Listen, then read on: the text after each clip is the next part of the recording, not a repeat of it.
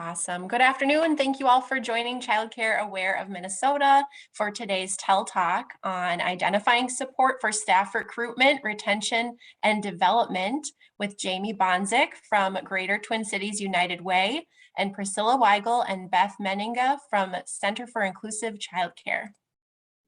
TEL Talks, or Topics for Early Learning Leaders, are monthly webinars for early childhood program leaders to facilitate solutions-focused discussions for your questions about the early childhood field in Minnesota.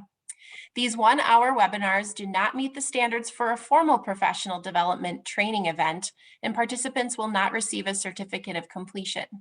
TEL Talks are designed as a community building opportunity for leaders to engage and share ideas surrounding a specific content area.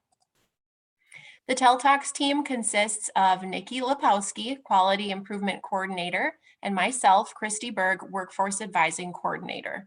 We work with Corey Woosley and Katie Hoffman at Childcare Aware of Minnesota to bring you the TEL Talks.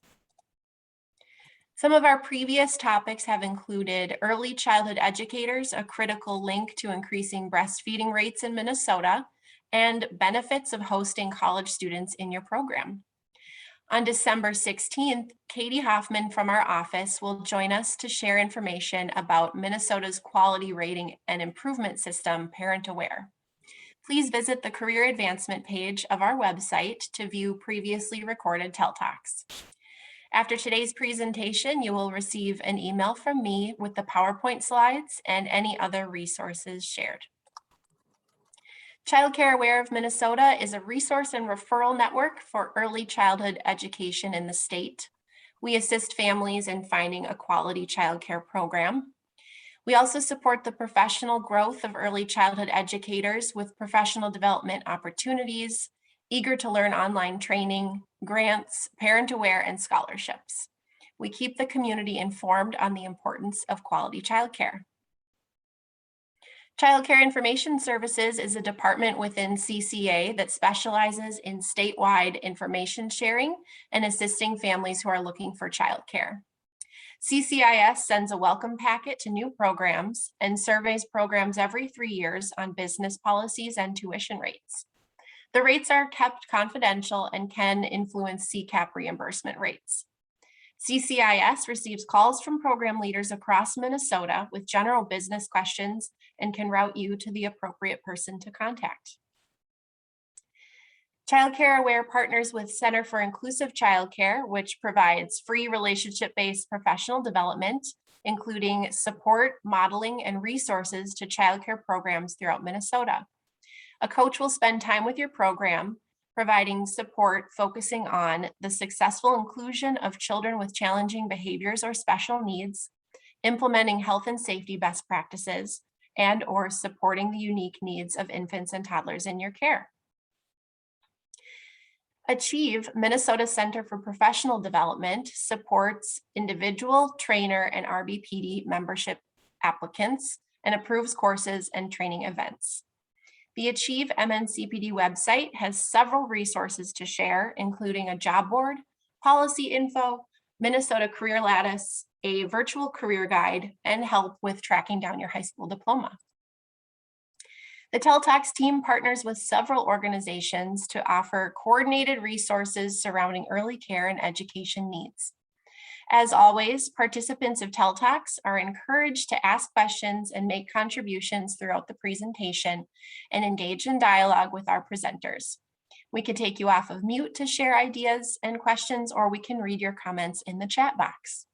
And we are recording the TEL Talk today, so I will send a recording out to you of our broadcast after the presentation. And now I'm excited to finally turn it over to our presenters. Thank you all for being with us today. I'll stop sharing my screen. Hi, everyone. Thank you, Childcare Aware, for hosting us for this TEL Talk. It's a great opportunity to see and hear from all of you. And our topic today is going to be interactive. We're going to have some polls. We're going to have some opportunities for you to share your thoughts. So we look forward to hearing and connecting in that way on this really important topic, identifying support for staff recruitment, retention, and development. I'm Priscilla Weigel from CICC with my colleague Beth Meninga, and our other partner in this work, Jamie Bonzik from Greater Twin Cities United Way. So thank you for joining us. And I'm going to jump in with a little bit of background on how we came to really look at this work of early childhood leadership in Minnesota in a little more in-depth way. We provide coaching support, as Christy noted when she was talking about the services that CICC provides to childcare. And through that coaching support, as we were out in centers providing that side-by-side partnership work, we're hearing so many things from leaders in the field saying that they really needed other tools. They weren't feeling that they had the support that they needed to really provide quality work and support to their teams. It's an overwhelming task to be a early childhood leader. You're caring for children, you're caring for families, and you're caring for your staff. And you need a lot of support to do that. And what we've noted from the work that Jamie helped us gather, and she pulled together a bunch of focus groups. We talked to a bunch of leaders in the early childhood field in Minnesota and also nationally. And we came in with this assumption that we all know is true. When you feel adequately supported and educated to do the work, early childhood leadership increases the capacity to provide quality and stable care for all children. And so that's really our goal, isn't it? That's what we all want to do every day. So what we put forth as guiding questions as we start looking into this work and started to pull together this presentation, we really wanted to look at how is early childhood leadership supported in our state of Minnesota? What are some of those key competencies that early childhood leaders really need? And how and where can they build those competencies? What's available? What's missing? And then which of those competencies directly contribute to that really key important piece, staff recruitment, retention, and development? Because we know, and you're all experiencing this right now too, that the challenge of maintaining a quality staff is probably one of the greatest stressors of early childhood leadership. You all spend many mornings hoping and praying that that phone doesn't ring, because we all remember those times of trying to, and many of you are experiencing it daily, trying to cover for all the children that are coming and showing up in your care. So those are the questions that we really wanted to touch on. And what we know is there's a lot of really great pieces to the building for Minnesota as far as that structure, but we don't have a framework in place that really connects all the things that are necessary, that really builds that mental model, that infrastructure that we need to be successful in our work. And so what we're going to do today is share a little bit about a framework that can help us organize these pieces that we have here in Minnesota, and really hopefully provide you with the tools that you need so that you can really look at recruiting the quality staff, retaining them, and supporting them in your day-to-day. We like to look at our lighthouse as a way to really shine a light on what we're looking for. You know, a lighthouse is a beacon out there on the water for ships to find their way. Well, we're hoping that today this will be a nice little lighthouse for you to begin your search and to begin looking forward on the path for your own professional development as a leader here in Minnesota. So with that, I'm going to hand it off to Beth Menninga. So we partnered with Jamie on this because she had a strong passion for these questions and experience as a director of a program that many of you know had to close due to nothing that we would want to happen to high quality programs. But the realities of the system right now is we are not adequately funded. We are not adequately resourced. And so Jamie's taken that experience, which was a difficult one, and really applied it to learning and thinking about not just her own experience, not just the program that she closed down, and she did that so thoughtfully, but also for the rest of us. What was learned from this experience? What kinds of supports need to be out there for all of us in leadership in this field, and specifically in early childhood programs? So she did some focus groups and conversations out there. She did research, and she chose to use a particular framework that we had sent out to you, the McCormick Center for Early Childhood Leadership's whole leadership framework. And I just want to give a little shout out. I noticed there was someone I know from Head Start in this call. Head Start has a wonderful framework for leadership, and they have built in very intentionally huge supports for their leadership in their programs at many, many levels. Once again, a leader for our field. We can all learn from the Head Start model of approaching leadership. McCormick Center was looking at especially childcare and saying, what can we learn about leadership? What do we know about leadership? And they built on research and work from Sharon Lynn Kagan and others, as well as taking input to create this framework. I don't have the full framework image up here, but you can see they thought about the different sides of leadership that come together when you're leading a program. But one of the areas that we wanted to focus in on relates to competencies. And when you have the framework in front of you, you can see in the small print, there's a section called Essential Tools for Leadership. And McCormick intentionally designed those as competencies. And they said, quote, attributes, knowledge, and skills that can be improved through professional development. So they were really thinking about, so what can we do to assess ourselves in terms of these areas? And then we can go forward and learn and build those skills rather than just saying, well, you should be able to do this, this, and this. So it's again, a competency framework. We're so familiar with those in Minnesota. And they're very useful if you use them that way to really think about assessing, where do I have the strengths, where do I have the knowledge, and where do I want to go, and where can I go? What we did was, and Jamie did specifically, was talk with folks and look at what do we already have available out there in Minnesota in these areas. We have some great resources.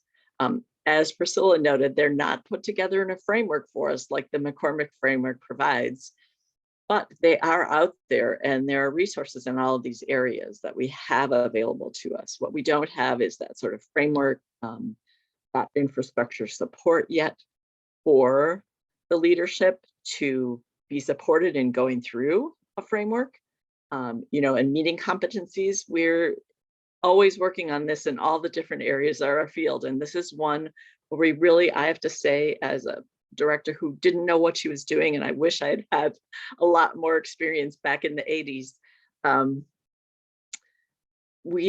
the leadership in programs, one of the things we feel from CICC, and I know Jamie feels as well, does not have the kind of support that frontline staff do in some of these areas in terms of building competencies. There's not a system built yet for doing this. And so one of the big ideas behind our questions we're asking is, how can we all come together and try to develop something further?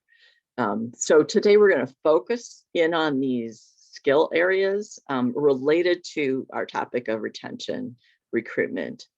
But first, we're going to start by asking you all what you think about these essential tools for yourself as a leader. We're going to ask you a little bit about what you think are the greatest needs for you. Where's an area where you really want to grow, you feel like you need to grow most and least, and then which ones do you feel like you have good resources already provided for you, and which resources might be missing. So we're going to start the polls. I'll show you what, I have to show you one more thing. So I'm going to stop sharing this. We're also going to use an opportunity for you to collect your questions, because we have such a short time together, and your ideas about these 8 areas.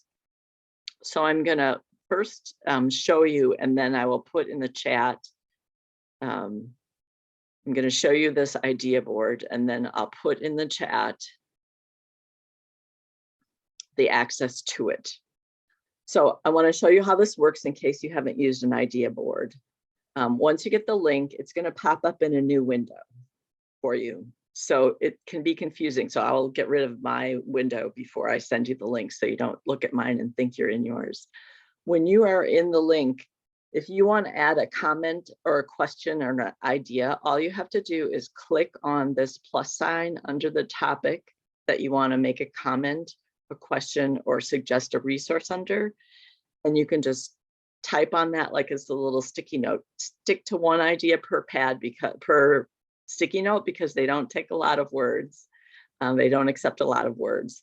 So that's how that idea board works if you're not familiar.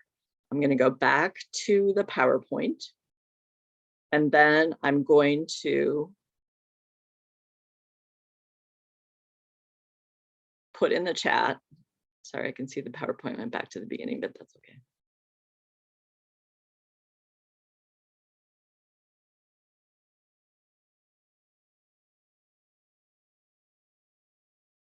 And Beth, we want people to be jotting sticky notes throughout the presentation as they think of things, and correct?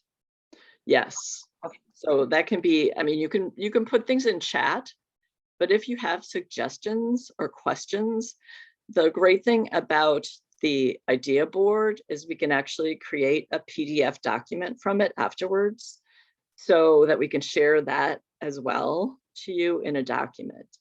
So I'm going to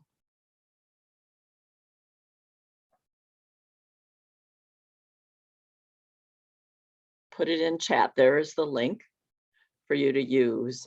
Again, feel free to use chat as well, but a great way to keep a record of ideas, questions around these 8 essential tools is to use the idea board itself. You can go in afterwards too. You don't have to go now if it's distracting for you. You know, go in later and add your thoughts. So just another tool to share ideas and questions. So now we're going to start our polling.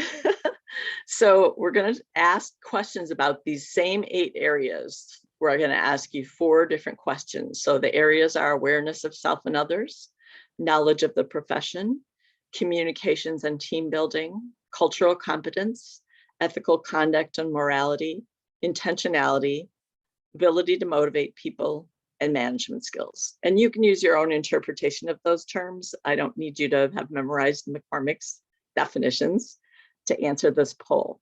So for this one, which area do you feel most confident demonstrating in your leadership? Here comes the poll. I don't know if I get to see it because sometimes hosts don't. Oh, I do. Great.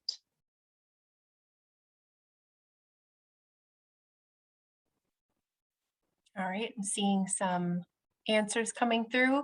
Beth, are you able to see that answers are coming through too? I can't see the oh yes, well, nope, I can't see the answers. I can answer the poll. Okay, well, in just a moment, I'll click on end poll, and then we should be able to see the results next, I think. I've only launched a poll once, so it's a little fuzzy. And thank you for launching. I thought I was going to have to do it, and it's easier if you do it, so it's great. Good. Looks like we got 18 of 24. I wonder if that includes me. Yeah, the number includes every participant probably, so some of us may not be answering. Okay. Just gonna give it about 10 more seconds, I think, if that's all right. I hope I can see the poll. I'll be curious to see what people answer. All right, I'm gonna go ahead and click end poll. And then, can you see the results or not quite yet? Is it one more click? I don't see the results. Don't see, all right, here we go. See the results yet. There we go. Now I see them. All right. Interesting. So awareness of self and others, people feel most confident in, and knowledge of the profession. That's good that you feel confident in that. I'm happy to see that. Along with communication and team building skills, also a critical one for leaders. And then the ability to motivate people and intentionality. So, all right, interesting. All right, should I go ahead and stop sharing then? Yes, please. All right, thanks. So we'll go to the next one, which is really just asking you where you feel least confident in the same areas. Should be able to see it. Yes, I can see it.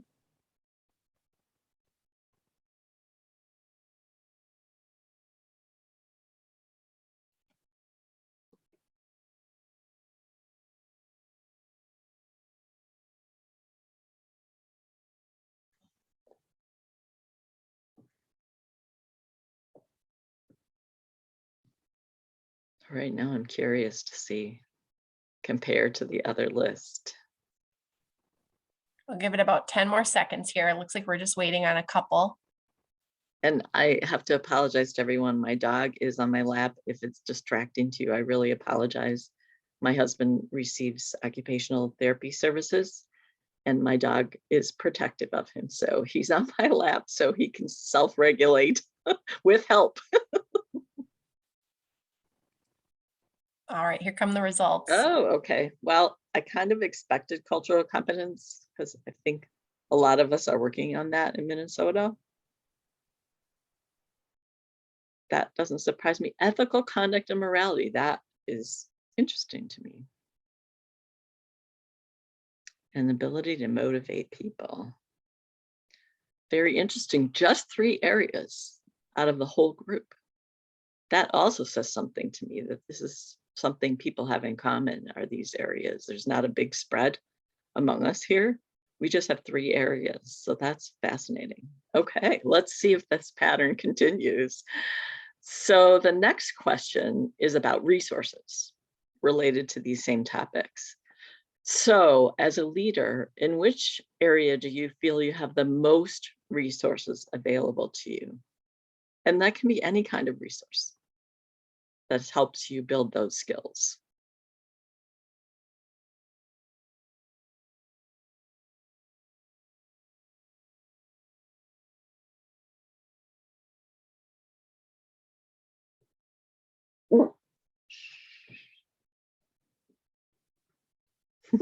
Oh, sorry, the OT's here. So Beth, I think Hannah noted that we didn't scroll far enough down, and that management skills was there a percentage also on management skills that we didn't track? Oh, maybe not. Maybe there was on the last poll.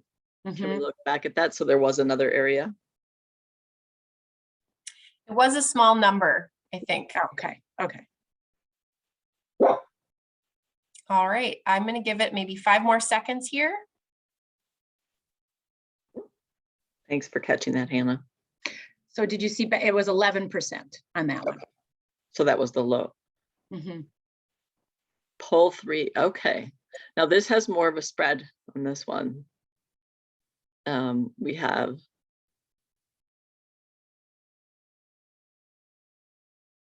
can you see all of them now? Okay. So people feel like and I have to admit, I chose that one too, knowledge of the profession. So I can relate to people having picked that as number 1. Communication, number 2, people feel they have the most resources for. And then ability to motivate people. Interesting, because that was also one where a lot of people felt that was number 3 on need that people had. And then we have a tie between awareness of self and others, cultural competence, and management skills. Okay. All right. Now let's see what the last poll says. As you can guess, whoops, I stopped sharing by accident there. You can guess the next one is about least resources. So it's the same list again, but least resources.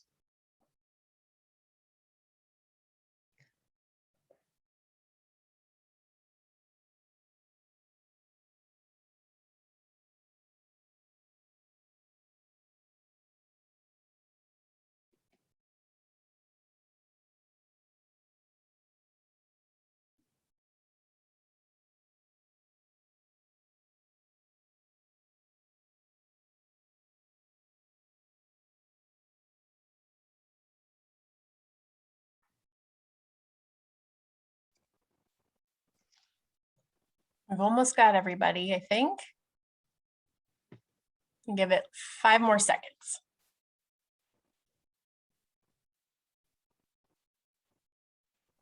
There we go. Okay, least resources, cultural competence and intentionality are tied. And intentionality hadn't really come up much so far, so that's interesting to me.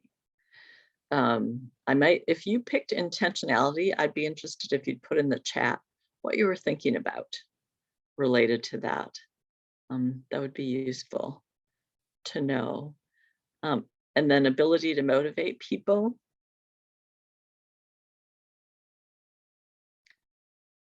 Let's scroll down to see management skills, and then is just below intentionality, then ability to motivate people and awareness of self and others. So did anyone put in the chat about the intentionality? I'm just curious. Beth, there's nothing in there yet, but I'll let you know if it comes up. Right. Well, I would say that the biggest area of repeated need, we were going to focus in on the areas that you guys identified. So I'm going to say them out loud, and if people have another area that they feel is the stronger one, we can debate it a little bit, but Jamie wants to focus in on those areas to talk about them. So the first one was cultural competency. The second one that got repeated was ability to motivate. It was all over the place, but it was also listed as one of the higher areas of need, both times when we asked about need. And then I would say we're a little bit all over the map. So it could be,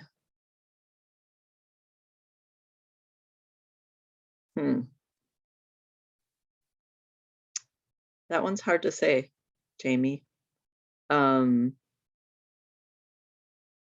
Did anyone else have a topic? It could be ethical conduct and morality. It could be.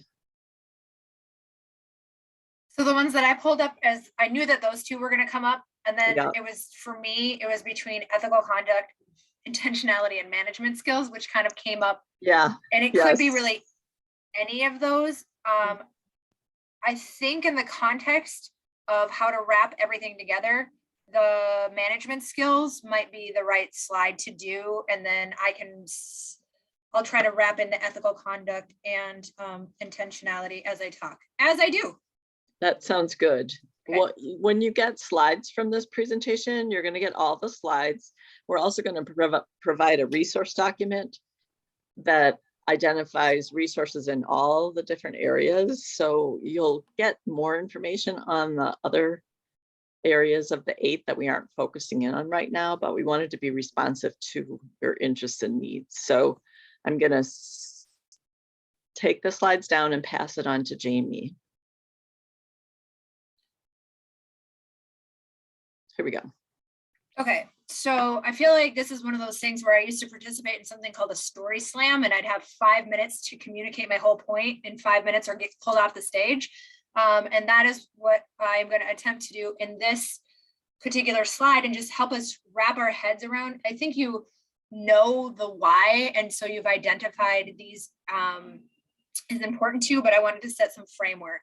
So in the McCormick 8, they do use the words cultural competence, but also wanted to add the words in here of humility and consciousness. I think it's super important that we're using shared vocabulary when we're talking about some things. And to Beth's point about hopefully everybody in the state of Minnesota is like really assessing their ability to navigate this realm, especially when I think about early childhood leadership being predominantly white women, and what is our responsibility in leading staff who oftentimes are women of color, and understanding where our position of power is and how we can address that within ourselves, within our systems, within our organizations.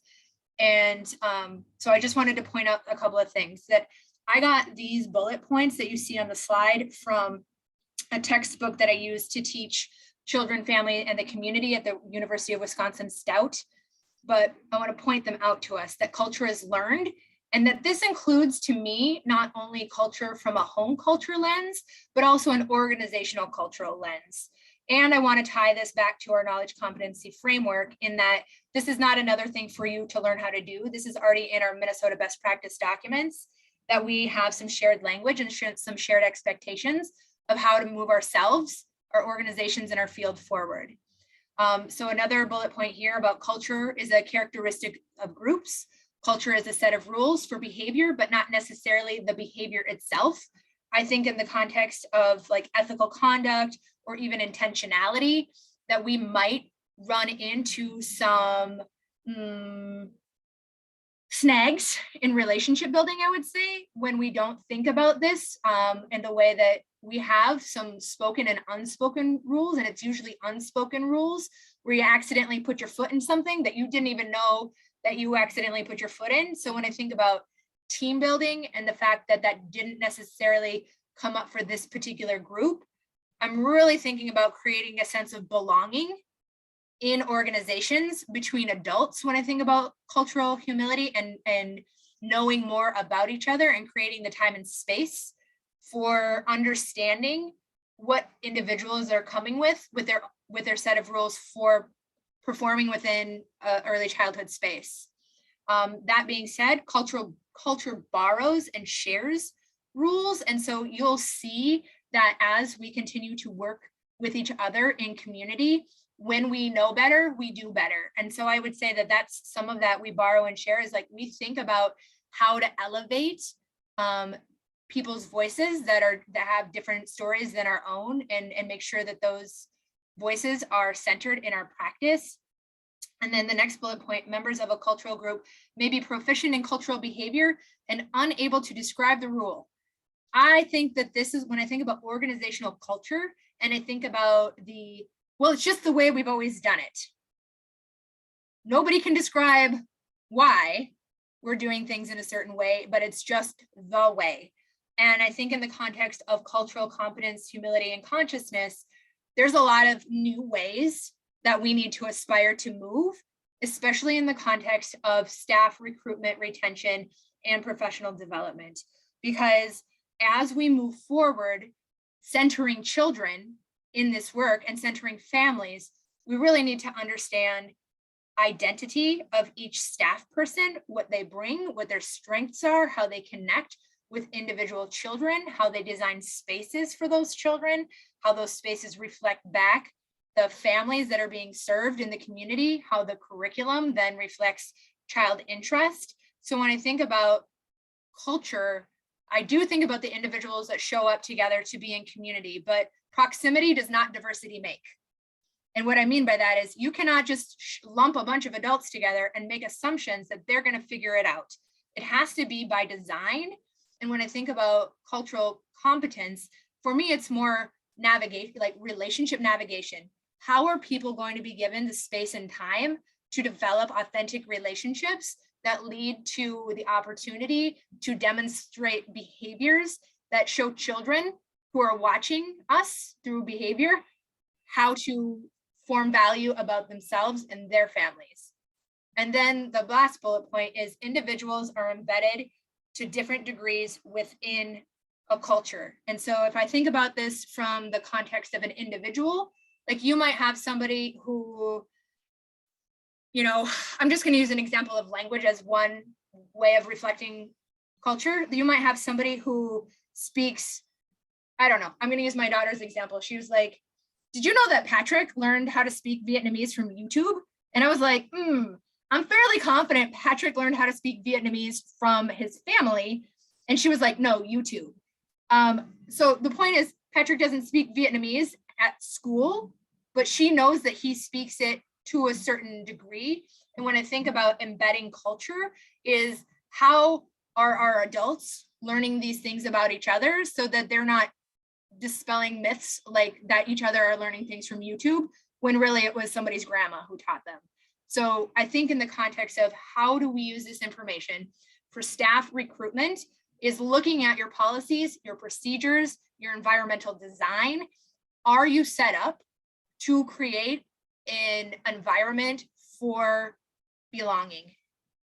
Are you asking your staff the same questions that you ask in an intake document about families? How are you sharing that information with each other? Are you providing time for one-on-one get-togethers?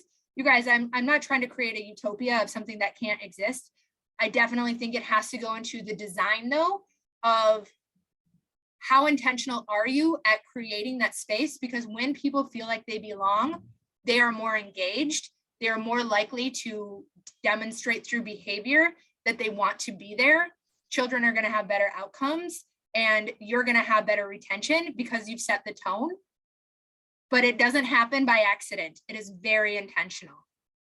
So that's my TED Talk on that one. You're going to have to go to the next slide, Beth.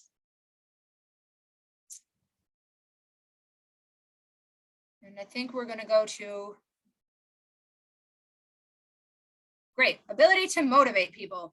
So this information comes from the University of Berkeley. It is not anything that's where it came from. It comes from a report on supportive environmental quality that adults, so this has been studied over time and has been evidence checked. There's a lot of data around it, but what do your educators need according to this data? And what is it showing us? It's showing us that in order to motivate people, that adults need support. When I said in the last piece around like following children's lead, if that is an intentional part of your curriculum design, adults need to know how to do that. It's different than opening up a manual and reading from it and keeping children busy. So it's different. When I think about child assessment, how is that information being used in a classroom to influence that curriculum? What do the materials say back to that child about the way in which they belong in that community? And what support services are there for children and families? So this might be wraparound services. The families are experiencing need for housing, food security, other things that lead to the way in which children and families show up. Does your organization have supports for those? And then there is this staffing piece. Are we staffed? And that is huge. The learning community, professional development. I think it is incredibly important when we think about professional development that our adults have good foundations in child development, because if you don't know typical child development, it is really hard to pull out atypical development and help those children get coordinated to services. And especially for the role in which I am playing now at the United Way, when I think about trauma sensitive programming, you really have to understand typical development to understand the global strategies that can be used in an environment or in the individual supports that might be needed to help children build resiliency. And then also ability to apply learning. So that praxis, that turning the things that you've learned into the way in which you do something. So we need communities of practice. And oftentimes my experience, because of the systemic barriers that we have about a pay-to-play system, is that learning communities exist within public pre-K and within Head Start communities. I came from 10 years of my career has been in Head Start. When I moved back to childcare, I was like, how on earth are we going to do this? And you have to build it into the design of your program. You have to build it into the tuition, and you have to articulate that to the parents of you're getting what you pay for. And it's very hard to have those conversations because it makes the program more expensive. Job crafting is about really autonomy, right? Like, can individuals make some of their own decisions in the classroom? And then something that I'm super passionate about is adult well-being. And I think about the way in which our environments are supporting emotional well-being for our adults so that they can co-regulate with children. I think about that economic well-being. So as we're continuing to fight for benefits and wages within our field, are we really prioritizing the educators? For everybody on this call knows that our whole field has been essentially providing a volunteer service for communities based on our knowledge of what children and families need, and putting our own health and wealth sometimes on the line to provide those services. And so in the context of what really motivates people, we need to continue to advocate for the benefits that allow our adults to take care of themselves so that they can take care of children and families. And then the last piece is about program supervision. So you, the leader, the administrator, all of the things that I think that Beth was commenting on, the lighthouse. What do our adults need us to be? They need us to be the lighthouse. And the only way you can be that lighthouse is by understanding all these things for yourself. What are your leadership supports that are needed for you? What is your professional learning community? You've all shown up here to be here together. Job crafting, do you have some autonomy in your work and your own well-being, right? And I think in the context of how CICC shows up and Child Care Aware shows up in spaces, they're good at creating these things. So CICC has the coaching for your staff and can meet with individual leaders to help them feel comfortable and confident in this. And then there's the director's credential at the CCA level. So again, those learning communities, because you don't want to leave yourself out, but you can't model the way. In that same context, if you can't give somebody a drink from an empty cup, you can't show somebody what is possible within their classroom if you're not modeling that from the leadership level.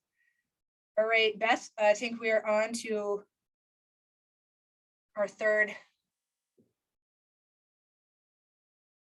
Okay, so management skills. I gotta move you guys out of to my other side of my screen. So these particular skill sets that came on the right hand, on the bullet points, were things that I was expected to know how to do when I became an executive director of the program that Beth and Priscilla mentioned, Hopkins Early Learning Center. I came out of Head Start, became an executive director, had a master's degree in early childhood leadership, and had completed a Head Start management fellowship. And I also was like, oh my gosh, I am singularly responsible for understanding how to market this program, how to run the human resources for all my staff, how to balance the budget, how to do community engagement and public relations, and do the operations. I did have an assistant director. She's super lovely. But it was a lot of responsibility for one adult. And for those of you who are working in childcare and you are the one-stop shop for all of these things, how do you get your supports? So I would actually, in this context, love to hear, and I know that we're building the market, not the market, I mean, we could call it the market, the idea board, but if there's some things that you would put into the chat or questions that you have specific, Nikki can read those out for me, and I'll just continue to talk while she gathers some of those things. But this is like, man, it's like, Nikki, I see your thing about all the hats you wear. To me, it's more like keeping all the plates in the air or the balls in the air and how to not drop them. So I think about marketing. This is the way in which we speak about the work that we do. We are brain architects. We are supporting, we are the support for the economy to continue. And how do we talk about that? And how do we reflect that visually? I think I'm just going to use examples and some call outs. One campaign that I always enjoy following, whether it's marketing or community and public relations, is the Cultivate Mankato is a center in Mankato. So if you're on social media and you're like, I like to shop other people's ideas, that is where I like to shop ideas and see like what is happening, because their director came to early childhood from, I don't know if it was journalism, some other lens in which I was like, oh, this looks different than the way we've been talking about it. But I think that these skills are super important. And also, how do you gather these skills without getting like a mini MBA? And my personal ability to gain these skills, I worked with First Children's Finance to have some conversation around finance. In the human resources section, I had a consultant that I was able to communicate with that helped me grow my knowledge, skills, and ability to communicate using that language. Marketing, I had a board of directors is really how I gained these skills, as I had access to professionals, and that is by design of a nonprofit board. But what I know is sometimes boards are made up of parents and not necessarily looking for some skill sets, but I would say if you're in a nonprofit and you have the opportunity to look at your board structure, I would recommend looking at the requirements of how Head Start requires their board to be structured, because that's when I had the opportunity to influence my board. I used the mandatory requirements of a Head Start board to say, hey, this is what Head Start requires. Maybe we should look at this. And my board chair at the time was like, that's a really good idea. We should have these content area specialties.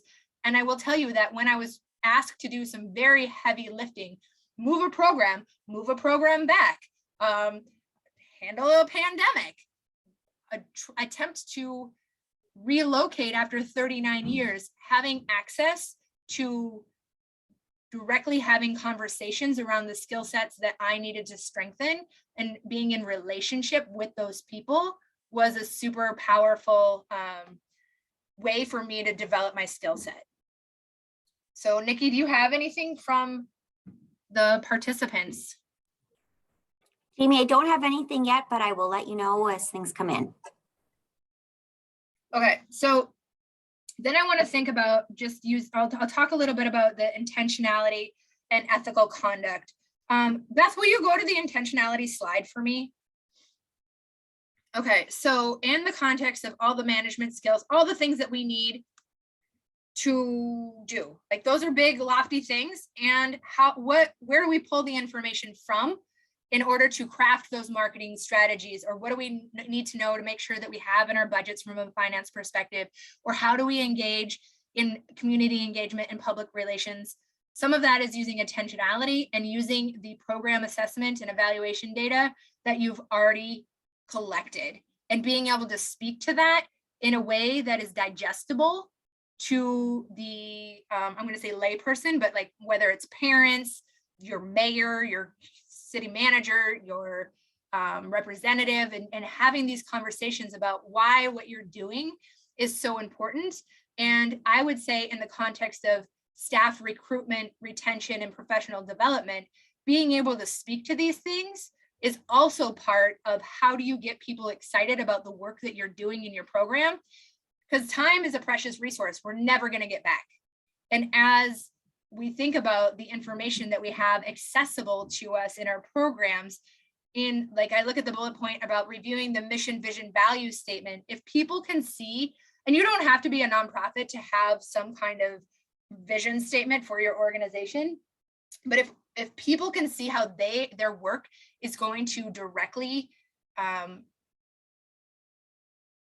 help a larger picture, they're more willing to contribute their time and to some degree feel less stressed out because they don't feel like they're taking it on alone. And when I say it, I mean, we work in a fairly heavy system that it requires a lot with not enough public acknowledgement of the value that we bring to the world at this point.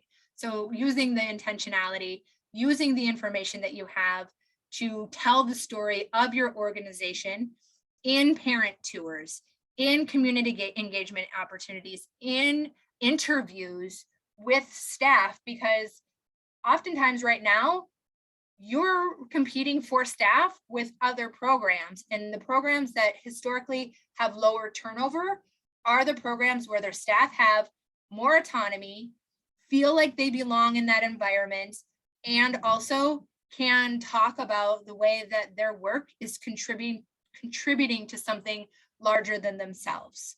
And so on that, I'm recognizing time and that my portion of this is coming to an end.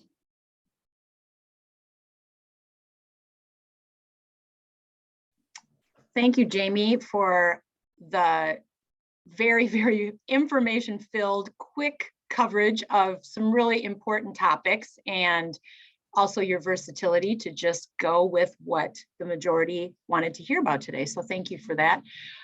What we'd love to have everybody do is just take a minute in the chat to really just share with everyone here something that you're going to do. Either it's going to be a new resource that you're going to look into, or what one of the 8 categories from the McCormick list where you feel like is going to be one of your areas of focus as you think forward and looking forward for yourself and your own professional growth. If everyone would take a second and add it in the chat, and we will all be able to see what folks are going to be doing moving forward.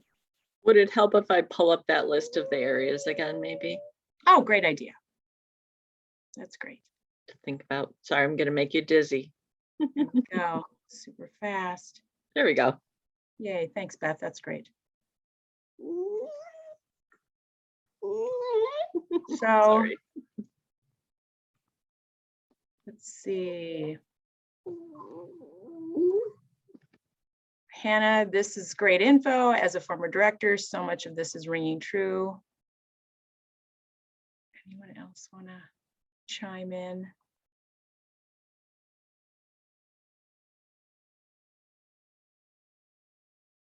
I think that the list of the management skills that are required, that was just, it was really helpful, I think, and a great reminder for all of us to just look at that list and go, yes, that's what you're doing every single day as one human.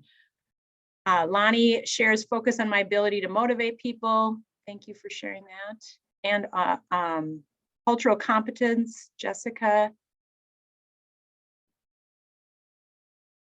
I know that we have the resource page that Beth, you're gonna pull or have pulled together for all of us and made that easily accessible.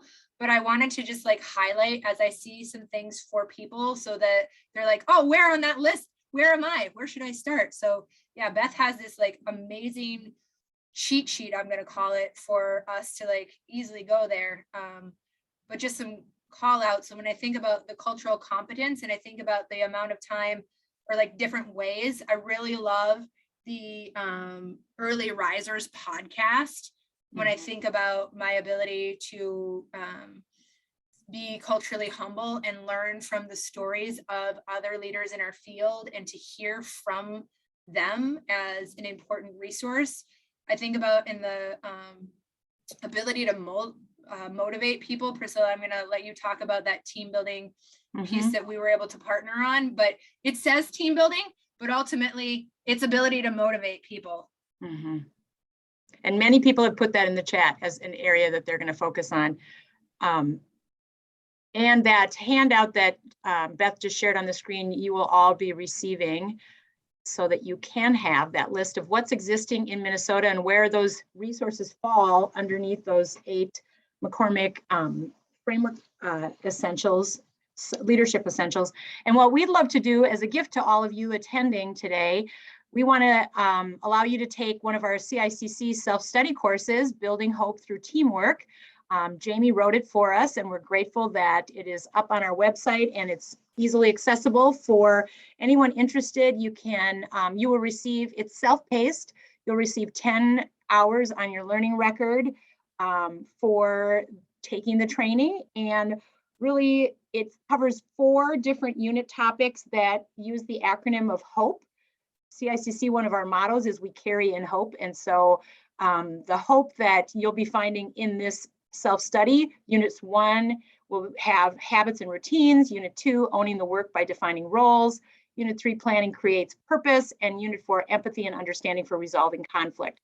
And what we'd love for you to do, if you're interested, there is a Google form for you to click on and sign in, and you can put in your information on that. So we will be able to create an event and a course that will allow you to have access to that self-study. It is self-paced, so you can do it on your own at your own pace, or we'd also like you to indicate whether or not you'd like to be a part of some other cohorts of folks, other individuals who are also going through the course at the same time. I mean, Amy talked about how important it is to have people to talk with and listen to and really be in this work together. So it's a great opportunity if you're interested in that. We can certainly connect you with the others who are signing up if you so choose, so that you can have some discussions on what you're learning through the course. If you're a listener on this recorded podcast or this recorded webinar after the fact, and you are interested in signing up, you can still do that. You just will do it by emailing your information to me, and I will make sure that you get enrolled in the course. So with that, I think that's the end of our portion.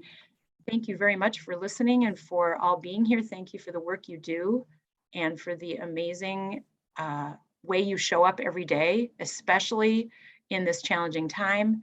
And know that we are here for more questions and other things. This work is not ending. This is not just a one-time thing. CICC and Jamie and others are really looking at ways to, in our state, connect the dots and help you build that framework so we don't just have all these pieces. So we're looking forward to that in the future. A couple people have noted in the chat that the link isn't working for them. It says we need permission. I went to it. It says this form can only be viewed by users in the owner's organization. We're working on it. Thanks, Beth. We can get the updated link. I'm super excited that that's really the only tech issue we had today. Yay. You did great. For a full hour presentation. Just wanted to uplift, like Priscilla, you said thank you to everybody who is here, but I recognizing that the why doesn't this exist is because I think for a long time we've all been so busy doing the work that we haven't taken a breath. We haven't taken time to say like, oh, what do I need as a leader? Like, where's my drink of water? Like, who's giving me a sip? And I wanted to applaud you. I know it's so challenging. And so whether you're here in person with us or you're going to watch it after the fact, because I know if you're watching it later, I know you're supposed to like be taking care of yourself, doing something else. And also, I really think that as we bond together more, find more space, carve more time, look out for each other, engage in that community care aspect, that we will be able to do much more together than we ever could alone. So I highly recommend that everybody that can take advantage of those community of practices that CICC is offering, because sometimes we just need to model the way. We just need to show people what we need, and then we can scale it later by saying, hey, we tried this thing, and look at the magnitude of what we were able to accomplish by just making it happen.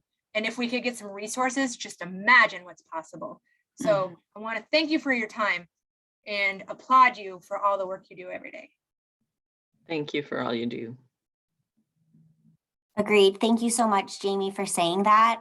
That was really the premise for even initiating TEL Talks in its small impact that it has. But as you can tell, there's some great resources that come together. So yes, thank you all for your time, especially, our guest facilitators, Jamie, Priscilla, and Beth.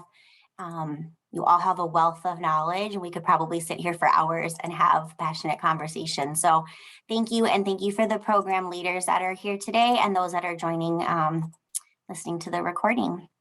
Christy, anything else to wrap up? Just to watch for my follow-up email. I'll send that in the next few days. Thanks, everybody. Have a good day.